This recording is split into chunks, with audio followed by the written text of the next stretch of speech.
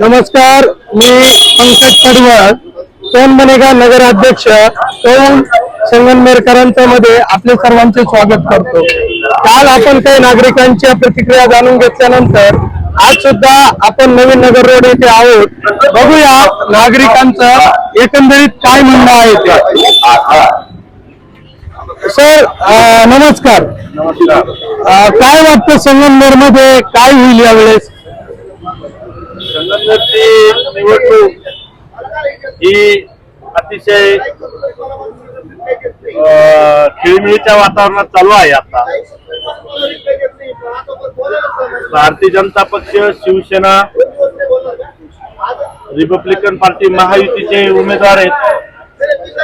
तसेच समोर संगमनेर सेवा समितीचे उमेदवार आहेत, अपक्ष उमेदवार आहेत काही।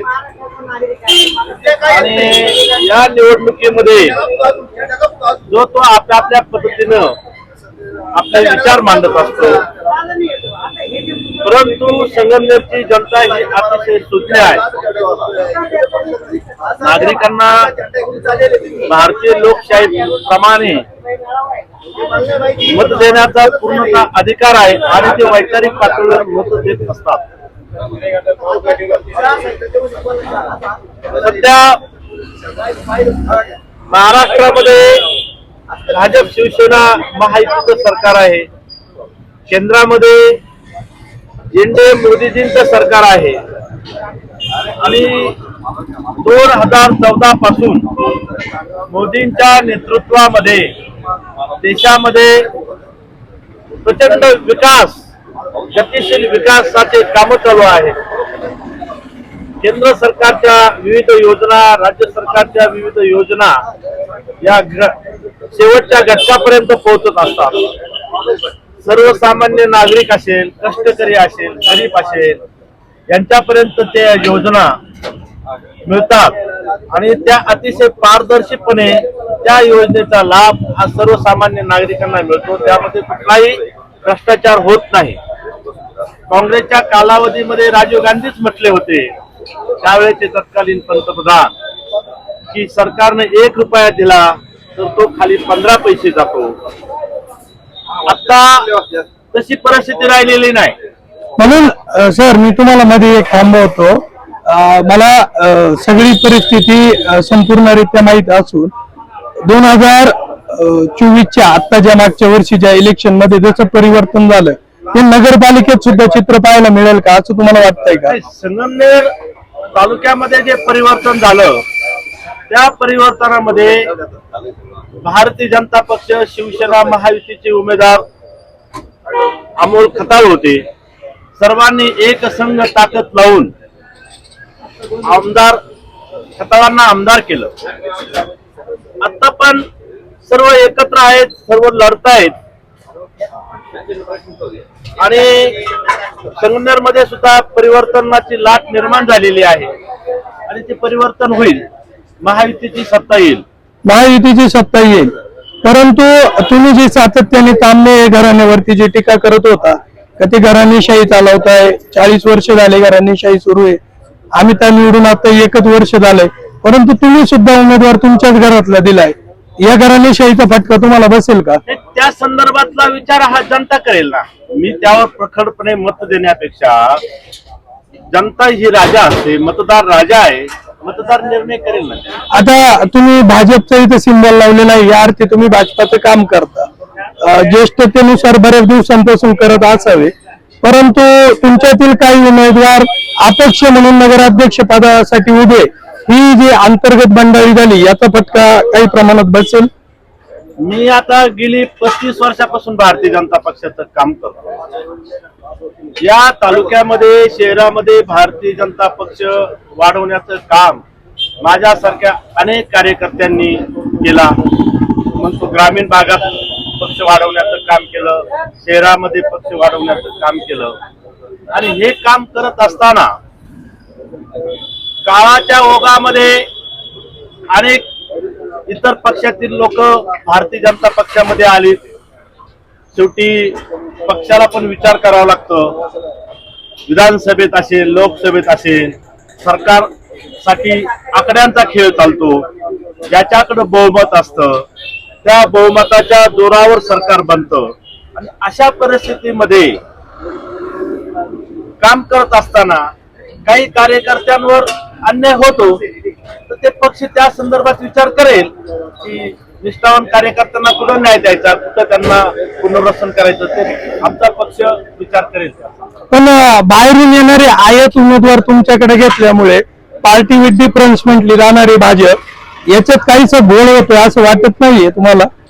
नाही तर मी तेच सांगितलं ना की सत्ता मिळवण्यासाठी आकड्यांचा खेळ असतो आणि या आकड्यांच्या बहुमतावर सरकार स्थापन केलं जातं. त्या विषयात तुम्ही नाही ना प्रतिक्रिया देऊ शकत. बर, एकूण किती जागा येतील अंदाजे? 30 नगरसेवक आणि 1 नगराध्यक्ष यांच्यामध्ये किती जागा तुमच्या येऊ शकतील? नाही, ती जनता करेल. मतदार राजा हुशार आहे, मतदार राजा निर्णय करेल. पण बहुमतात तुम्ही असाल हा ठाम राहिला तुमचा. नागरिकांचे प्रश्न सोडवण्याला प्राधान्य दिले जाईल. हो, 100%. सत्ता जरी बदलली तरी नाही, प्रश्न असा आहे की सरकारच आमचं आता अजून राज्यात आता 1 वर्ष झालंय सरकार येऊन, अजून 4 वर्ष बाकी आहे, केंद्रात 4 वर्ष बाकी आहे. आणि विकास करायचा असेल तर सरकारच्या माध्यमातून निधी येत असतो. गेली 10 ते 12 वर्षांपासून सत्ता तर तुमच्याच ताब्यात आहे. गेली 5 वर्ष मधल्या काळात निवडणूक झाली नाही कुठल्याच प्रकारची. आता एकंदरीत निवडणूक आली आहे तर मग जे नागरिकांचे प्रश्न आहे जैसे ते लोक म्हणतात 40 वर्षापासूनचे प्रश्न जसे आहे तसेच आहेत, यात बदल होईल का? 100% बदल. म्हणजे तुम्हाला आत्मविश्वास आहे यात बदल होईल? धन्यवाद सर, तुम्ही वेळ दिल्याबद्दल. जाणून घेऊयात अजून काही नागरिकांच्या प्रतिक्रिया. सर, काय वाटतं एकंदरीत वातावरण तापलंय, हजेरी सामना आमदार अमोल खताळ यांच्या विरुद्ध बाळासाहेब थोरात आणि सत्यजित तांबे असंच असणार आहे. म्हणजे उमेदवार कोणी असू द्या, खरी रंगत यांच्यात आहे. काय वाटतं एकंदरीत कोण विजयी होईल, कोणाचं पारडं जड भरेल? निश्चितपणे तुम्ही आता आमदार दोन्ही आमदार महोदयांचा दोन्ही माजी आधी याचा उल्लेख केला. परंतु ही निवडणूक भारतीय जनता पार्टी शिवसेना महायुतीच्या वतीनं अमोलजी खताळ पाटील आमदार जे आहेत त्यांच्या वतीनं लढवण्यात येत आहे. आणि संगमनेरच्या इतर सेवा समिती जी आहे ती खऱ्या अर्थाने यापूर्वीची जी निवडणूक लढवली जायची ती पंचायत चिन्हावर नगरपालिकेचं इलेक्शन आतापर्यंत पार पडलेलं आहे. तथापि आताच्या सध्याच्या निवडणुकीमध्ये पंचायत चिन्ह काही कुठे दिसत नाही.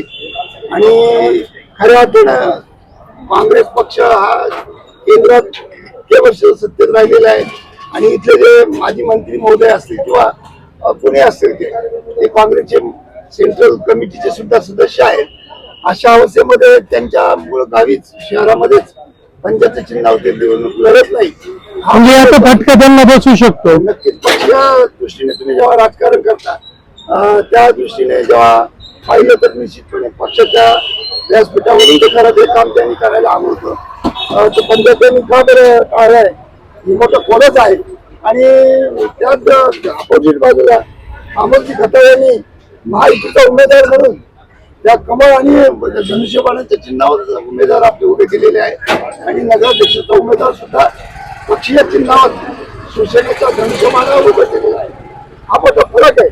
आणि देशात राज्यात सर्वत्र महायुतीची सत्ता आहे आणि ती सत्तेचं अजून विकासाचं धोरण जास्तीत जास्त काळापर्यंत राबवण्यासाठी संगमनेर शहरामध्ये देखील महायुतीचा नगराध्यक्ष आणि नगरसेवक निवडून आलेच पाहिजे, जेणेकरून इथल्या 40 वर्षातले जे प्रलंबित प्रश्न आहेत, मग तो रस्त्यांचा असेल, गटारीचा असेल, पिण्याच्या पाण्याचा असेल, अतिक्रमणाचा असेल, तसंच त्याप्रमाणे धुळीचा असेल किंवा गोरगरिबांना पंतप्रधान आवास योजनेतून गरीब लोकांना घर मिळवून देण्याचा असेल, हा प्रश्न अजूनही प्रलंबित आहे.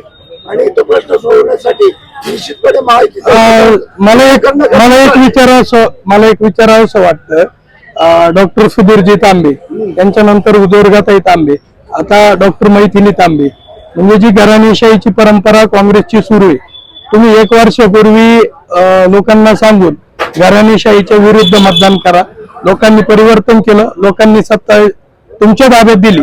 परंतु आता तुम्ही सत्तेवर बसले असताना तुमच्या पक्षात अनेक अशी महिला उमेदवार आहे ज्या स्वतः देखील नगराध्यक्ष पदाची उमेदवारी करू शकत होता, परंतु तुम्ही त्यांना सगळ्यांना डावलून तुम्ही अमोलजी खताळ यांनी एक कॉमन घराण्यातील एक महिला उमेदवार या ठिकाणी दिला आहे. त्यांना कुठलीही राजकीय पार्श्वभूमी नाही आणि थोरात आणि तांबे साहेब हे करू शकतात तर खताळ यांनी केलं तर भावगत आहे. त्यांना जर एक सर्वसामान्य कुटुंबातील महिला नगराध्यक्ष पदासाठी जर योग्य वाटले असेल तर त्यांनी त्यांना ते पर्याय दिलेले आहे. त्यामुळे घराणेशाहीचा प्रश्नच राहिलेला नाही. त्यामुळे ही घराणेशाही त्यांनी भावगतही केलेली नाही. उलट म्हणजे अमोल खताळांनी काही वेगळं केलेलं नाहीये, लोक त्यांना साथ देतील इतकं तुमचं म्हणणं आहे.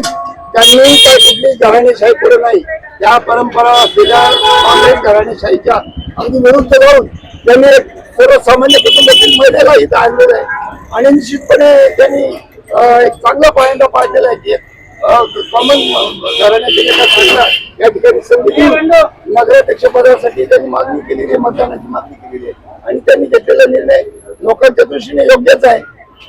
ठीक आहे, लोकांच्या दृष्टीने योग्य आहे असं यांचं म्हणणं आहे. मी म्हणतो सत्तेवरती कुणीही बसावं, खुर्चीचा दावेदार कुणीही तयार व्हावा, परंतु सर्वसामान्य नागरिकाला केंद्रबिंदू मानून सर्वसामान्य नागरिकाचे प्रश्न सुटावे ही जनतेची मूळ मागणी आहे. आपल्यासोबत आहेत प्रभाग क्रमांक 11चे उमेदवार अनुप माळस. सर नमस्कार, तुम्ही स्वतः उमेदवार आहात, अपक्ष उमेदवार म्हणून उभे आहात. तुम्ही शिवसेना उद्धव बाळासाहेब ठाकरे गटाचं काम करायचे बरोबर, तरी तुम्ही बंडखोरी करून पक्षाच्या विरुद्ध जाऊन अपक्ष अर्ज का केला? पक्षाकडे उमेदवारीचा तसा अर्ज दाखल केला होता, मागणी केली होती, परंतु ऐनवेळेस पक्षाने उमेदवार दिलेला होता आणि राष्ट्रवादी म्हणजे शरदचंद्र पवार गटाला ती जागा गेलेली होती. त्यामुळे तिथं हा विषय काही जमला नाही, त्यामुळे उमेदवारी ही कायम ठेवलेली आहे. उमेदवारी तुम्ही कायम ठेवली, एवढ्या मोठ्या बल्लाटे लढाईत तुम्ही उतरले, तुम्हाला काय वाटतं विजय होईल तुमचा सर्वसामान्य नागरिक? आता म्हणजे पाहिलं गेलं तर श्री गणेशाचा आशीर्वाद आणि जनतेची साथ या हेच माझ्या डोक्यात विषय आहे आणि हा जो विजन म्हणजे आपण म्हणतो झोन चाललेला आहे त्यानुसार आपण काम करत आहे. आता शेवटी मतदार राजाने ठरवलं तर मतदार राजा काही करू शकतो, हे आपण याची प्रचिती संगमनेरकरांना काही एका वर्षापूर्वी आलेली आहे आणि या परिस्थितीला अनुसरून संगमनेरकरांना एक वेगळं विजन आणि विशेषतः प्रभाग क्रमांक 11 साठी वेगळं विजन दिलं, पण नक्कीच सर्वसामान्य मतदार राजा विजय निश्चित करू शकेल. तुम्ही उमेदवार स्वतः आहात, हो, तुम्ही वातावरण बघताय, प्रचार करताना फिरताय, आता तुम्ही अपक्ष जरी असले तरी तुम्हाला काय वाटतं नगराध्यक्ष पदाला सुद्धा परिवर्तन होईल का? जे परिवर्तन तालुक्याने 1 वर्षापूर्वी पाहिले निश्चित होऊ शकते. आमदार अमोल खताळ यांना घराणेशाहीचा किती फटका बसेल याबद्दल मी साशंक आहे. दोन्हीकडे पण घराणेशाही चालवली जाते. डॉक्टर सुधीरजी तांबे, त्यांच्यानंतर दुर्गाताई तांबे, आता डॉक्टर मैथिली तांबे. काय वाटतं जनतेतून एखादा उमेदवार द्यायला लागत होता? द्यायला लागत होता. द्यायला पाहिजे. सर्वसामान्य नागरिकांचे प्रश्न सोडवू शकतो असं ठाम मत आहे तुमचं? कारण तो जे अनुभवतो त्या अनुभवातून तो शिकतो आणि त्यातून ते प्रश्न सोडवण्यासाठी तो पुढाकार घेतात. बरं, आता अपक्षांवरून तुम्ही स्वतः अपक्ष आहात म्हणून विचारतो, डॉक्टर मैथिली तांबे आणि सुवर्णाताई खताळ यांच्याहूनही नगराध्यक्ष पदासाठी अनेक अपक्ष नगराध्यक्ष उमेदवारासाठी उमेदवार आहेत. मग त्यामध्ये सुषमा तवरेजा असतील, बानुदी शेख असतील, भाजपच्या भगत मॅडम असतील, अशी अनेक नावं आहेत. अपक्षांचा एकूण किती फटका बसू शकतो? जास्त नाही बसत. का बरं? कारण मुख्य लढत यांच्यातच होणार आहे असं एक माझं प्रामाणिक मत आहे. अच्छा, या पक्ष स्तरावरती जर पाहिलं गेलं तर मुख्य लढत या दोघांमध्येच होईल. मुख्य लढत या दोन उमेदवारांमध्येच राहील. या दोन उमेदवारांमध्ये लढत आहे. परिवर्तन होईल का घराणेशाही कायम राहील? हे विषय साशंकच आहे मला, कारण कसं आहे शेवटी यांच्या आता जनता म्हणजे मतदार राजा जे ठरवत त्याच्यावर सर्व काटेकी टक्कर आहे. धन्यवाद सर, तुम्हाला शुभेच्छा. धन्यवाद. नागरिकांनी खर तर निवडणूक लढवावी, प्रत्येक नागरिकाचा अधिकार संविधानाने दिलेला आहे. प्रत्येकाने निवडणुकीच्या रिंगणात यावं जेणेकरून लोकशाही मजबूत होईल. बघूया अजून कोण कोण काय काय मत मांडता ते. तुम्ही संगमनेर शहरातील रहिवासी आहात, प्रभाग क्रमांक किती मध्ये राहता? प्रभाग क्रमांक 2 मध्ये राहता. काय वाटतं बदल होईल यावेळेस कशात? नगराध्यक्षामध्ये? नगराध्यक्षामध्ये बदल होईल का? म्हणजे तुम्हाला पक्षाविषयी विचारायचं आहे का सत्तेविषयी खरं विचारायचं आहे? खरं म्हणजे मला एवढं विचारायचं आहे, खुर्चीवरती कोण बसेल? वरती आहे. आता माझं मत आहे, लोकांना निपक्षवादी आणि अपक्ष उमेदवार पाहिजे असतो, जिथे त्यांच्या भावना प्रकट कराव्या लागतात. म्हणजे अपक्ष उमेदवार नक्कीच त्याच्यातला सिंहासनावर बसेल, पॉवरफुल व्यक्तिमत्व डॉक्टर. डॉक्टर मैथिली तांबे याच विजयाचे दावेदार राहतील. हा, नक्कीच. हो नक्कीच. 1 वर्षापूर्वी संगमनेर मध्ये जे परिवर्तन पाहायला मिळालं आणि आमदार अमोल खताळ हे घराणेशाहीवरती टीका करत होते, त्यांनी त्यांच्या घरातीलच उमेदवार दिला. हा, बरोबर. त्यांना घराणेशाही उमेदवाराचा फटका बसल. आता लोक ठरवतील ना, कारण मी चूक करणार नाही आणि चूक केली तर लोक समजून जातात हा पण चुकीचा आहे. म्हणजे अमोल खताळ यांनी चुकीचा निर्णय घेतलेला आहे. तीच उमेदवारी एखाद्या सर्वसामान्य नागरिकाला द्यायला हवी होती. हो नक्कीच. माझ्या प्रभागामध्ये एक साधारण कार्यकर्ते जे दिघे म्हणून आहे, झोपडपट्टीतील जर माणसाला जर त्या माणसानं जर घेतलं, अशा माणसाला नक्कीच प्रसिद्धी मिळते. नक्कीच सरांनी फार महत्वाचा मुद्दा सांगितलाय. तळागाळातील लोक सत्तेवरती यावा म्हणूनच खऱ्या निवडणुका अपेक्षित होत्या. पण आता जी रणधुमाळी पाहायला मिळते आपल्याला संगमनेर मध्ये एकंदरीत, काय वाटतं किती बहुमताने येऊ शकतात? अपेक्षा जेवढी व्यक्ती संख्या आहे त्याच्यापैकी नगराध्यक्षाचा जवळजवळ निश्चित आहे. आणि राहिला खालचा म्हणजे जो नगरसेवकांचा, त्याच्यामध्ये माझ्या मते काय 100% 30% एखाद्या विरोधाला भेटतील राजकीय पक्षाला. म्हणजे ठराविक जागा विरोधकांना मिळतील आणि विजय मात्र संगमनेर सेवा समितीचाच होईल. हा नक्कीच नक्कीच. तुम्ही देखील एका पक्षाचं काम करता म्हणून मला एक प्रश्न विचारावासा वाटतो. बाळासाहेब थोरात काँग्रेसचे ज्येष्ठ नेते म्हणून राज्यभर ओळखले जातात, परंतु या निवडणुकीत त्यांनी त्यांच्या काँग्रेस पक्षाचं चिन्ह सोडून देऊन ऑल इंडिया फॉरवर्ड ब्लॉकचं जे चिन्ह आहे सिंहाची डरकाळी, खरं तर त्याच्यावरती निवडणूक लढवत आहे. तुम्हाला वाटत नाही का 1 वर्षाच्या पराभवामुळे हे थोडेसे जपून पाऊल उचलताय किंवा घाबरले विरोधकांचं म्हणणं आहे, असं काय वाटतं? हा चुकीचा समज आहे. हा. हा महाविकास आघाडीचा आहे. आणि जर सर्वांमध्ये एकमत ठरवून जर आमचा परत वाघाच्या सिंह जर आला, सिंह हा जंगलाचा राजाच आहे. आम्ही आमच्या सत्तेगाने विचारवर ठाम आहोत, लोकांसारखं फेरबदल करत नाही. शिवसेना जिंदाबाद आहे, ती उद्या पण राहील. तुम्ही शिवसेनेचं काम करता हे मान्य आहे, परंतु मग तुम्ही पण युती करून त्यांच्यासारखे चिन्ह घेऊन लढू शकला असता. कुणी कमळाचं चिन्ह घेतलंय, कुणी धनुष्यबाणाचं घेतलंय, तसं तुम्ही पंजाचं घेतलं असतं, मशालीचं घेतलं असतं, जमलं नसतं. जमण्याचा प्रश्न आहे. जेव्हा सर्वांमध्ये एखाद्या गोष्टीची निवड होती ना, तर आपला विरोध दाखवायचा नसतो. जनता आपल्याला डोक्यावर घ्यायचे ना, जनतेचं ऐकायचं असतं. प्रजा हीच खरी राजा आहे. नक्कीच. खर तर सरांनी खूप समर्पक भाषेत सांगितलं, प्रजा हीच राजा आहे. आता संगमनेर मध्ये प्रजा ठरवेल त्या नगराध्यक्ष कोण होणार ते. कोण बनेगा नगराध्यक्ष कौल संगमनेरकरांचा आपण सकाळपासून लोकांच्या प्रतिक्रिया घेतोय आणि अजून सविस्तर आपण जाणूनच घेणार आहोत. सर नमस्कार. नमस्कार. तुम्ही संगमनेर शहरातील रहिवासी आहात. प्रभाग क्रमांक कितीमध्ये राहतात? प्रभाग क्रमांक 14 मध्ये राहतात. एकंदरीत वातावरण बघता काय वाटतं संगमनेरमध्ये काय परिवर्तन होईल? जे 1 वर्षापूर्वी जसं झालंय तसं नगरपालिकेला पण परिवर्तन होईल, कारण पहिलीच निवडणूक आहे त्यानंतर. संगमनेरच्या नागरिकांचा कौल हा नक्कीच मैथिलीताई तांबे यांच्याकडे आहे.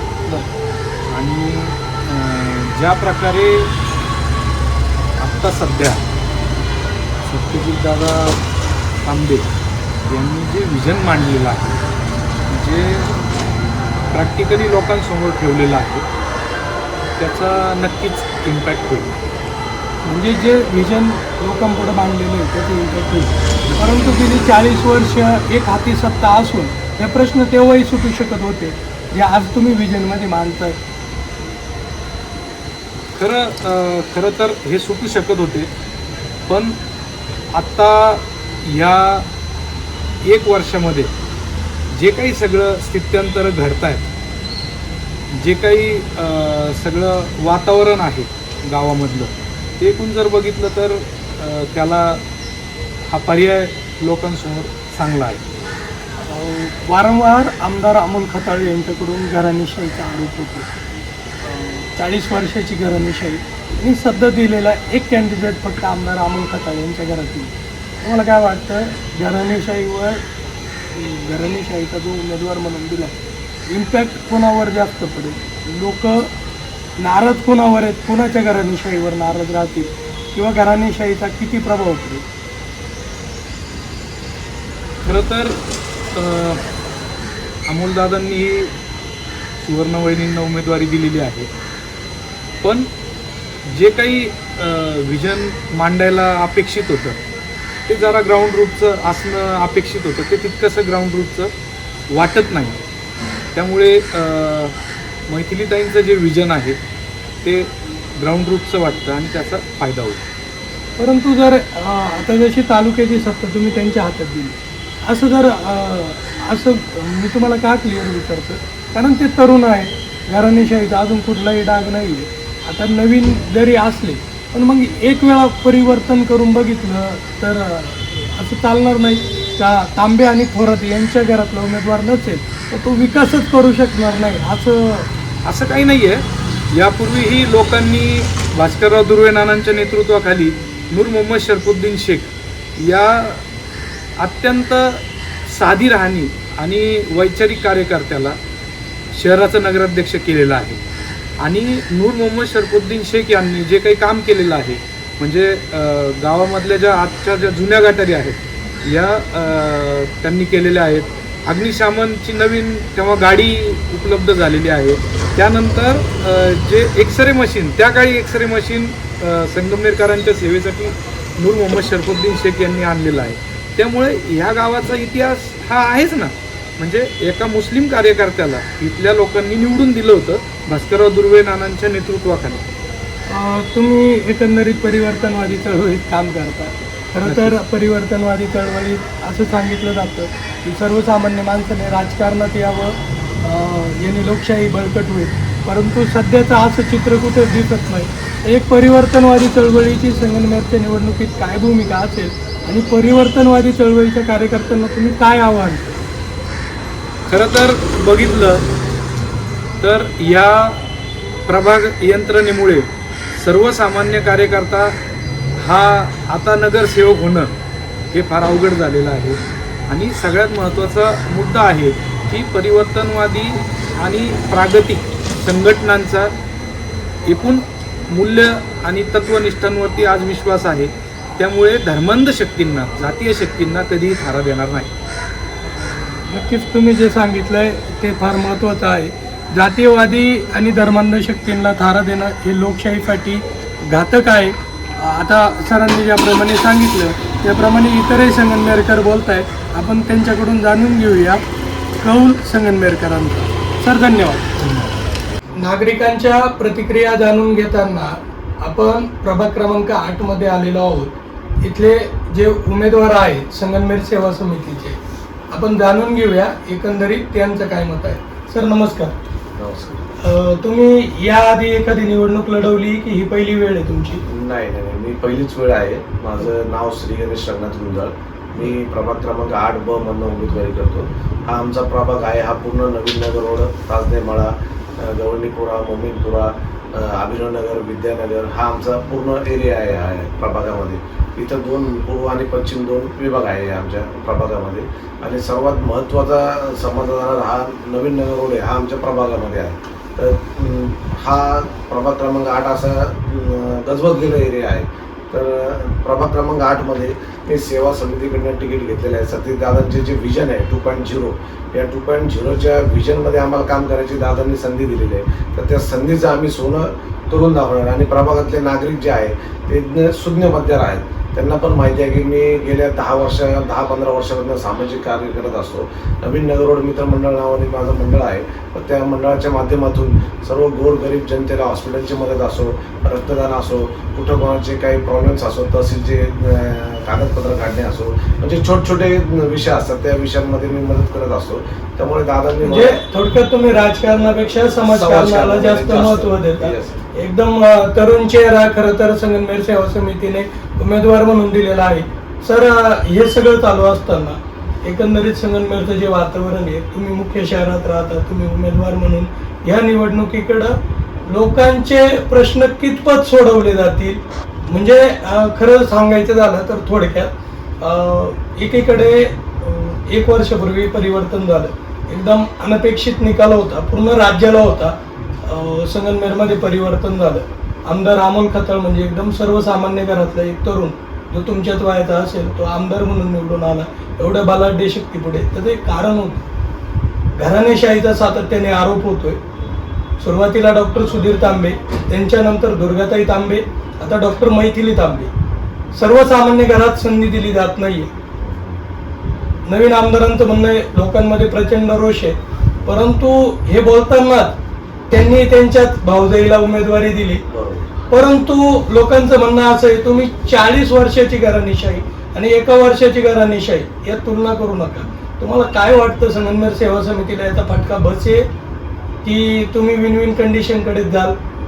प्रथम तर मी सांगतो की घराणेशाही जरी म्हटलं तर प्रत्येक क्षेत्रामध्ये असं असतं की जो डॉक्टर असतो त्या डॉक्टरचा मुलगा डॉक्टर होत असतो, इंजिनियरचा मुलगा इंजिनियर होतो, दुकानदाराचा मुलगा आहे तो दुकानदार होत असतो. तसं म्हणजे जे तांबे थोरात ही फॅमिली आहे, सामाजिक कार्यात प्रत्येक गोष्टीमध्ये असतात. ती काय त्यांची ती घराणेशाही परंपरा आहे त्यांची सामाजिक कार्य करण्याची, त्याच्यामुळे ती घराणेशाही म्हणतात. आणि ज्या मैथिलीताई तांबे आहेत ज्या उमेदवार आमच्या, त्या उच्च शिक्षित आहे आणि त्यांचा स्वभाव एवढा मितभाषी आहे, सगळ्यांची गोड बोलणं, प्रत्येक छोट्या घटकांबरोबर पण ते सामावून जातात.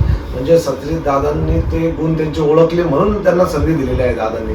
आणि दादांचं जे विजन आहे 2.0 त्याच्यासाठी त्यांना त्यांचं घरचा माणूस असला म्हणजे ते फास्ट पटापट करता येईल याच्या पद्धतीने केलेलं आहे. जर दुसऱ्या आमदारांचा विषय घेतला की त्यांची जी घराणेशाही ते जर म्हणत होते घराणेशाही, मग त्यांनी का घरामध्ये तिकीट द्यावं, मग त्यांनी तरी दुसऱ्या उमेदवाराला संधी दिली पाहिजे होती असं माझं मत आहे. बरं, थोडक्यात आता 2.0 घेऊन तुम्ही चालताय, परंतु त्यांचं म्हणणं आहे की 1.0तच काही झालेलं नाही.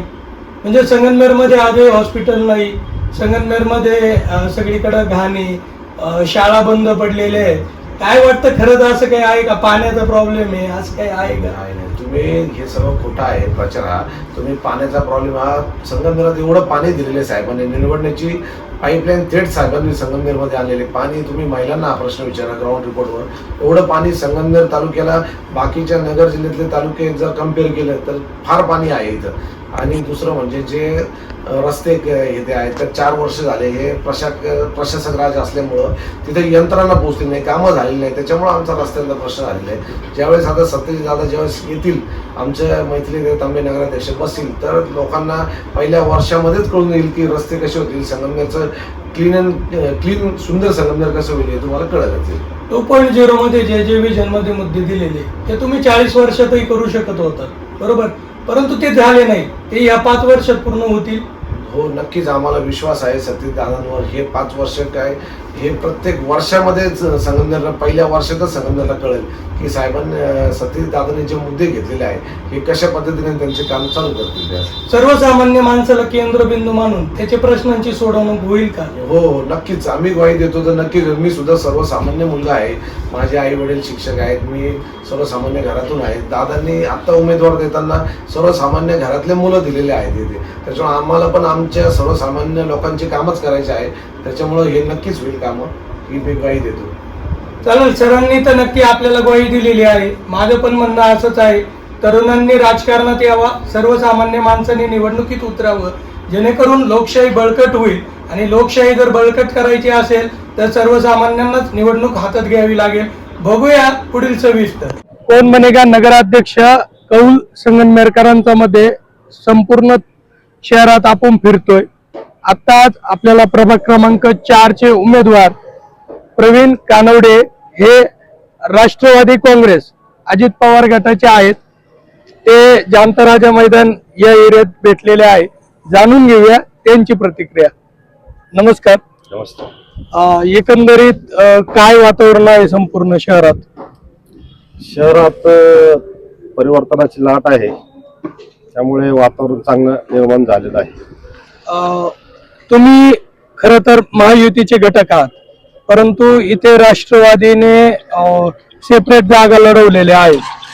म्हणजे का बरं अशी वेळ आली खरं तर तुम्हाला इथं सेपरेट जागा लढवाव्या लागल्यात? माननीय अहिल्यानगर जिल्ह्याचे माजी खासदार सुजयदादा विखे पाटील यांनी एक सुकाणू समिती स्थापन केली होती आणि त्या सुकाणू समितीच्या माध्यमातून सर्व उमेदवारांची यादी जवळपास निश्चित झालेली होती. परंतु मधल्या काही वेळामध्ये कुणाच्या काही अडचणी झाल्या काही समजलंच नाही. परंतु राष्ट्रवादी काँग्रेस पार्टीला पूर्णपणे अंधारात ठेवून युतीने जागा परस्पर फायनल केल्या. राष्ट्रवादी काँग्रेसने मग त्यावेळेला वाढवा लाडण्याचा निर्णय घेतला, कारण प्रत्येकाला पक्ष वाढवण्याचा अधिकार आहे.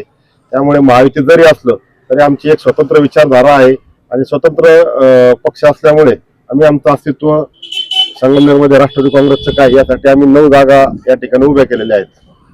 म्हणजे खरं तर तुमचा जो मंडळीचा प्रत्यक्ष फायदा आहे तो जर तसं पाहिलं तर डॉक्टर मैथिली तांबे यांना जास्त होणार आहे. संगमनेर सेवा समितीला त्याचा फायदा होईल. जे महायुतीचं पारंपरिक मतदान आहे ते डिवायडेशन होईल. जर हे सगळं सामोपचाराने झालं असतं आणि जी घराणेशाहीवर टीका होत होती तिथं जर कुठेतरी त्या गोष्टी टाळता आल्या असत्या का आमदार अमोल खताळांना? निश्चितपणाने काही गोष्टी टाळता आल्या असत्या. समन्वय जर व्यवस्थित झाला असतो 100% या गोष्टी टाळता आल्या असत्या आणि निश्चितपणे जे एक वातावरण महायुतीला होतं त्या वातावरणाचा फायदा महायुतीचे नेते घेण्यात कमी पडले असं मला वाटतं. म्हणजे जर त्यांनी घरातला उमेदवार न देता एखाद्या सर्वसामान्य उमेदवाराला जर संधी दिली असती, राष्ट्रवादी काँग्रेसला जर जवळ केलं असतं तर मग अधिक फायदा त्यांना नक्की झाला असता. परंतु ते तसं करत नाही. त्याच्यामुळे तुम्हाला काय वाटतं संगमनेरची जनता कोणाला कौल देईल? संगमनेरची जनता फार सुज्ञ आहे. संगमनेरच्या जनतेने आधीच ठरवलेलं आहे की कोणाला संधी द्यायची आहे, नगरपालिका कोणाच्या ताब्यात द्यायची आहे.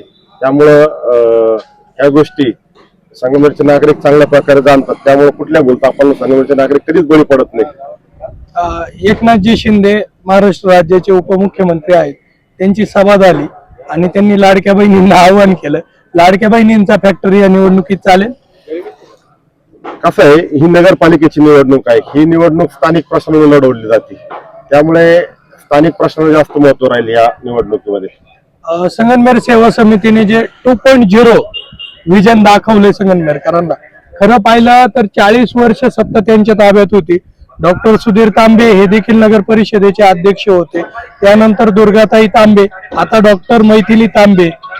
सातत्याने त्यांच्या घरात सत्ता असून सुद्धा अनेक वर्ष राज्यातही सत्ता होती. त्यांचे मामा आमदार बाळासाहेब थोरात हे अनेक वर्ष मंत्री देखील होते. परंतु 40 वर्षात या प्रश्नांची सोडवणूक झाली नाही. ती 5 वर्षात होईल असं वाटतं? 40 वर्षात जी झाली की पुढच्या 5 वर्षात काय होऊ शकते, सर्वात महत्वाची ही गोष्ट आहे. आणि घराणेशाहीचा जो विषय आहे की घराणेशाही ही चालूच आहे. म्हणजे त्यांनी त्यांच्या घरात पण घराणेशाहीच ठेवली आणि दुसरीकडे जे काही उमेदवार दिले त्या उमेदवारांच्या घराणेशाहीच चालू आहे. त्यामुळे घराणेशाहीचा फटका त्यांना किती बसतो हे येणाऱ्या पुढच्या 2 दिवसातच कळेल आपल्याला. नक्कीच. तुम्ही खरं तर पाहिलं तर परिवर्तनवादी चळवळीतून राजकारणात आलात. समाजकारण राजकारण दोन्ही जवळ अनुभवलंय. तुम्हाला एक प्रश्न साधा विचारावा वाटतं का, वैचारिक कार्यकर्त्यांना आणि सर्वसामान्य माणसाला केंद्रबिंदू मानून या लोकांना काम करायचंय, पण मग सर्वसामान्यांना संधी दिली जात नाही. ते सर्वसामान्यांनी या प्रक्रियेत यावं की काय भूमिका बजवावी सर्वसामान्यांनी? सर्वसामान्य नागरिकांनी या प्रक्रियेत आलंच पाहिजे. परंतु जी धनशक्तीचा जो वापर होतो प्रत्येकाच्या मध्ये तर ह्याला कुठंतरी बळी न पडता सर्वसामान्य मतदारांनी एक परिवर्तनाची लाट केली पाहिजे आणि सर्वसामान्य नागरिकांना निवडून दिलं पाहिजे.